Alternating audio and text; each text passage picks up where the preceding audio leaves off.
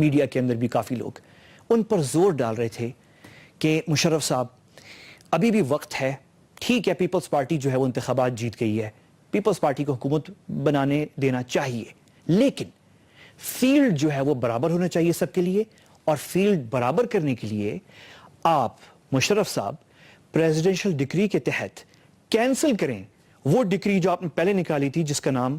اب سب جانتے ہیں NRO کے حوالے سے، جو NRO صدر صاحب نے پاس کیا تھا اسے ریووک کر دیں، اسے کینسل کر دیں۔ اور لوگ یہ پریشر ڈالے تھے صدر مشرف پہ، تو ایک صاحب جو ہیں صدر مشرف کے پاس گئے اور پریزیڈنشل کیمپ جو ہے، جو اس وقت آرمی ہاؤس تھا پنڈی میں، وہاں پہ ان کو کچھ مشرف صاحب کو کچھ باتیں بتائی گئیں کہ صدر کے زرداری صاحب جو ہیں، اگر آپ یہ سمجھ رہے ہیں مشرف صاحب کہ آپ 5 سال تک صدر رہیں گے اور زرداری صاحب شاید وزیر اعظم رہیں گے یا کسی اور کو پیپلز پارٹی سے وزیر اعظم رکھیں گے، لیکن آپ 5 سال تک صدر رہیں گے، تو ایسے ہونا نہیں جا رہا، یہ نہیں ہوگا۔ زرداری صاحب نے پلان کر لیا ہے آپ کو حکومت سے آپ کو صدارت سے نکالنے کا، اور آپ کو ریزائن کروا کے شاید آپ کے خلاف مقدمہ بھی ہو اور بہت ساری چیزیں ہوں، اور کچھ اس کے ثبوت پیش کیے مشرف صاحب کے سامنے۔ اس ملاقات کے اندر بقول میری سورس کے، جو کہ کریڈیبل ہے، مشرف صاحب نے جو ہے اس پہ غور کیا، اور ان کے ساتھ اس وقت جنرل راشد قریشی صاحب بیٹھے تھے، اس وقت ریٹائرڈ تھے، اس وقت وہ ترجمان تھے صدر صاحب کے، اور جنرل راشد قریشی نے جو ہے کہا کہ میری علم میں اس طرح کی بات نہیں ہے کہ صدر زرداری نے اس طرح کا پلان کر لیا ہے۔ اب آگے جو صدر مشرف نے بات کہی وہ میں آپ سے شیئر کرنا چاہ رہا ہوں کہ صدر مشرف نے غور کیا اور پھر کہا، یہ میری جو سورس ہے وہ مجھے بتا رہی ہے کہ صدر مشرف نے کہا کہ آصف زرداری صاحب جو ہیں